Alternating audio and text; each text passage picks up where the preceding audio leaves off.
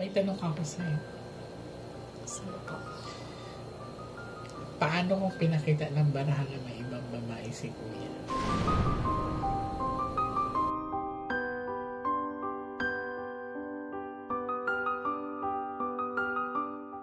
So, si Kuya, bigla na lang hindi nagparamdam sa inyo.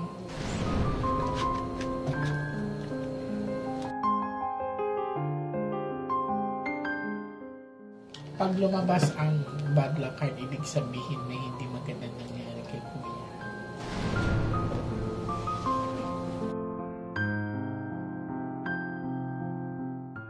Naku, parang ang babae may anak na rin to.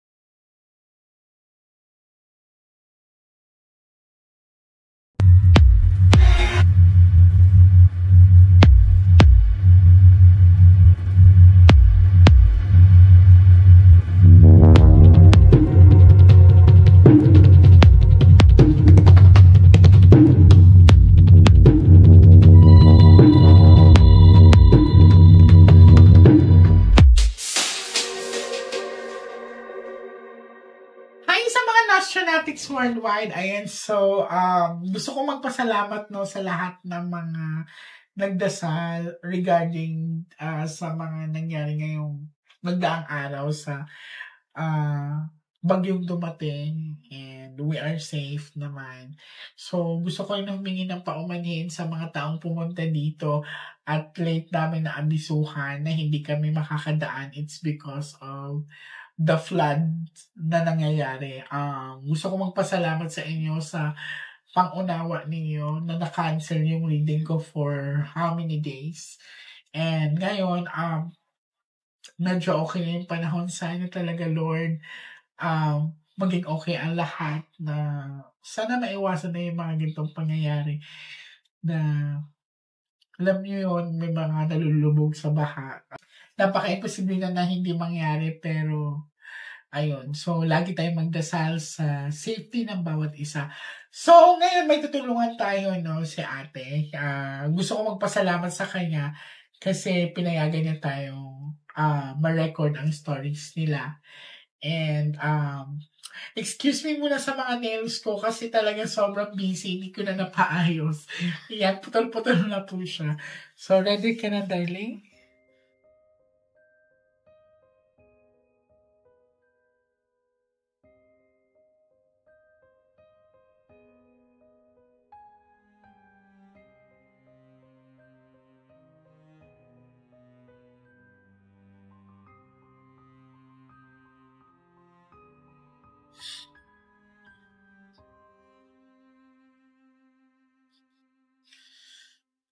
Okay. So, focus ka lang, ha?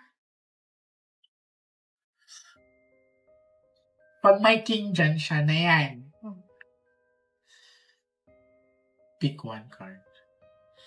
Thank you. So, this is you.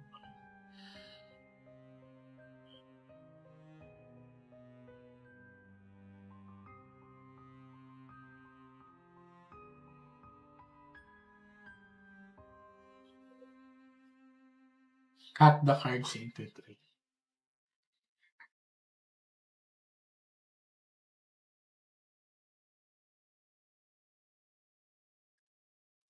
Kuha ka ngayon ng 7 cards, so total lagay mo dito.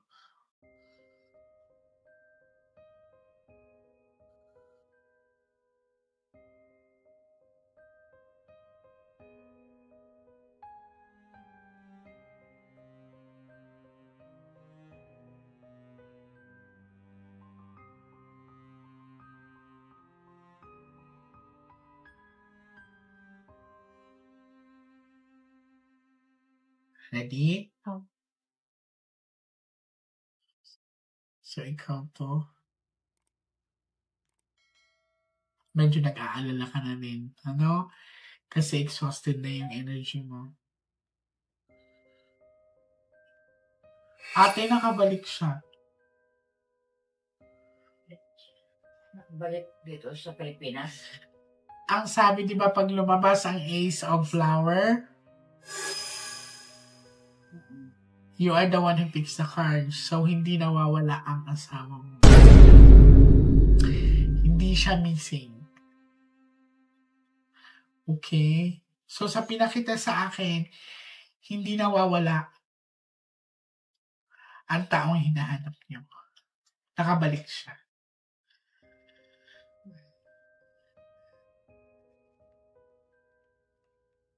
Tingnan mo, walang tao dito, but more on emotions. May pumigil sa kanya. This is heart. So, titingnan natin. Di ba nagtanong ka sa kanya? Di ba nagtanong ka kanina? Miss J, malalaman ba natin kung nakabalik siya? We asked for a specific sign. Ace of Flower is here. So, malinaw na pinakita. Nakabalik siya. Sadyang hindi siya nagpakita sa inyo. Andito lang siya. Chinek nyo ba sa OWA, ate? Sinabi sa amin nga na meron na siyang nakauwi na. Oh my God, totoo ba? Oo. Pero wala kasi kaming records. Kumbaga Oo. sinilip lang. Silip Kaya lang. kanina pumunta Ate, kami na immigration. hindi kasi magsisinungaling ang OWA eh. Kaya nagpunta kami ng immigration. Though hindi talaga ibibigay sa inyo ang lahat ng details kasi confidential yan. Pero to the fact na sinabihan kayo na may record na siyang nag-travel back, Nagbalik na. that's valid. Mm. Sa immigration kasi hindi kami nakakuha ng kanyang mga arrival. Pero sa OWA sinabi, Sa OWA. kabalik na. May record din naman yun sa OWA eh. Lalo na pag OFW ka. So, malabo magsinungaling siya sa inyo na Lang, sinilip. Uy, Diyos ko, kinilabutan ako. Ako nagsabi sa inyo na i-check nyo sa OWA, diba? Tapos sinabi dito, nakauwi siya. Nakabiyak siya. Oh my God. So, anong dahilan kayo? Bakit hindi siya nakausap? Titignan natin, ate. Pag ito ng dalawang queen hanggang sa dulo, alam mo na. At the cards into 3.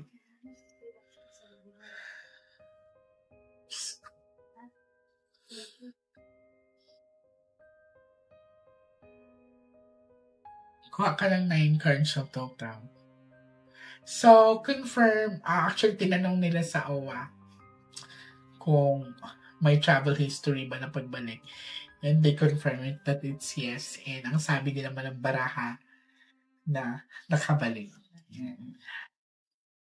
Wala pa silang konento sa akin. Nagulat lang ako.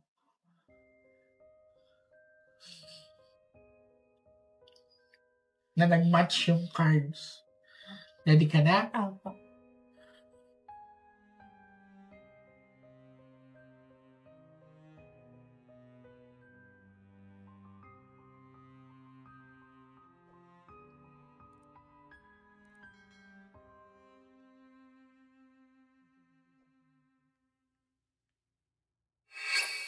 May babae talaga ang asawa mo.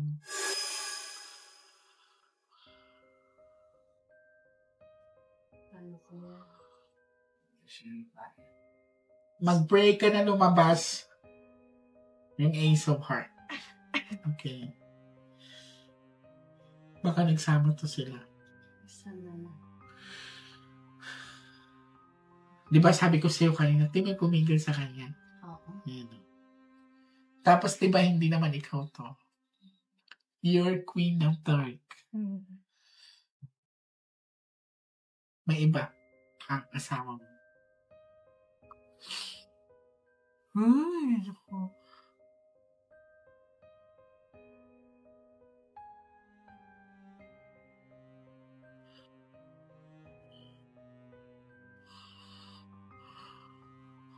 Hack the cards into 3.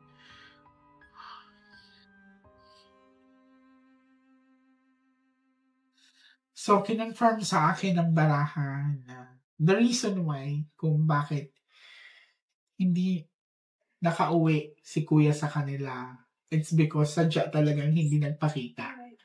Kasi sa pinakita sa akin dito, malinaw na may babae, may third party, or may tinatago yung kasama mo.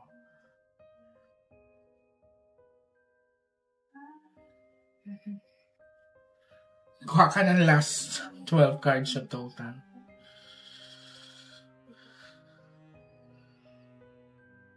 Kailan nyo na-find out dun sa ate? Nung Webes, nung pumunta kami dito 26. Tapos nung Merkules, Wednesday, yun. Nag-decide na kayo na pumunta doon? Hindi. Hinintay ko lang yung sa Tarlac, no? Okay. Kasi bago pa pumunta dito, nag-request na sa OWA. I see. So, nung nalaman mo na nakauwi siya, or may biyahe siya, naalala mo ba ako? Yes. Lahat naman. Oh my God. Nagigigil ako, sorry.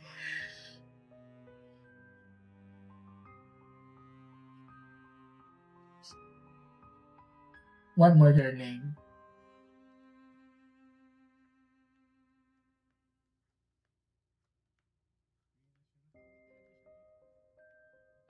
Nakauwi talaga siya, te. Tingnan mo to, oh.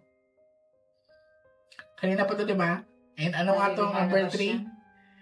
Third party. Yes. So, nandun siya sa third party niya. So, ang sinasabi dito, maaring pamilyado din yung babae, maaring may anak din. Yan, maaring hiwalay. Pero anak walang... nilang dalawa. Hindi pa natin masasabi kung sa kanya ba talaga yun. Basta ang sabi dito, ang babae, maaring may anak na rin. Ayan. Tapos, hindi lumabas ang bad luck card. So, ibig sabihin, walang gayuma.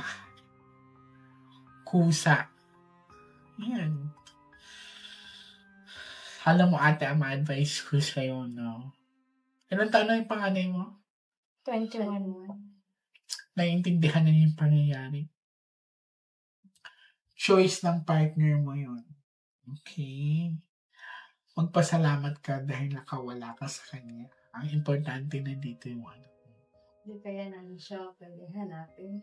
Sa ngayon, ate, mahirap kasi hanapin ang taong ayaw magpakita o nagtatago. Sinabi kasi ng baraha na hindi siya missing. No? Kusa talaga ang hindi niya magpapakita sa inyo. Not unless kung missing siya. So, makaka-direct tayo ng location. Nandito po kaya siya sa Pilipinas? I can say yes, Darlene, kasi may biyahe nga siya. So, nakauwi. Yan. So, possible talaga nandito siya. Yan. Nakauwi na siya. Hindi mo tinanong, te, kung anong date ng travel niya pabalik dito? Ayaw nilang sabihin kasi nga. Okay, confidential kasi. Confidential. Oo. May ano kasi talaga yan sila. eh. Tsaka, magre-request kami, kailangan pa sa ano. Matagal pa yun, te. Sa work. Matagal pa yun, gagastos ka pa yan. Ang pasalamat mo na lang talaga, ate, is like, nalaman mo na kauwi siya. Mas delikado kasi yung pag sinabing, hindi siya nakauwi, walang traces, so nasa ibang bansa siya. So wala kayong balita. Mas mahirap yun. Wala akong nakitang iba. Yung, like, halimbawa yung nakulong siya. Ate, kung nakulong siya, wala siyang trace na nakauwi siya dito. Kasi makikipag-coordinate talaga yan sa authority dito eh. Yun na nga lang sana eh, mas maganda. Ay, hindi ko naman inaano na nakulong talaga siya. No? Pero, sabi kasi talaga dito may third party. Well, lakasan mo loob mo, ate. You deserve to be loved and to love. Pero I'm wishing na sana makabalik ka sa akin na kasama siya. Gusto ko din na maging okay ka. But for now, alam ko hindi ganun kadali yan. It's kind of painful. So, para mawala yung sakit, kailangan mo indain yan. Hindi mo pwedeng baliwalain yan. Hindi mo pwede sabihin na, okay lang yun, Jay. Hindi. Kung kailangan mo iiyak mo yan. Kasi the more na babawalain mo yan, iba yan pag sumabog, ikaw maapektuhan yan. It will lead to suicidal thoughts or bibigay ka, magkakasakit ka. It's better iiyak mo siya, isang iyak. Kung gusto mo maglasing ka. Kung gusto mo magwala ka, huwag ka lang manakit ng ibang tao. That's normal, ate. Hindi ganun kadali yan na you build your own family and may sisira na. So, ano nakitang panggagayuma ako sa loob ang ginawa niya. Kusa, ate. Kaya din po natanong ni mama ko yung about sa nakulong po. Kasi yun po yung balita namin. Kaya hindi siya nagpaparamdam na kulong daw po. Sino anong sabi? Siya po mismo. His Pero number. yung gamit po niyang pangtawag sa amin is number ng Pilipinas. Sino anong? Doon pa lang, number ng Pilipinas. Kahit yun ng kapatid niya, walang alam. Panganay ako Kapatid.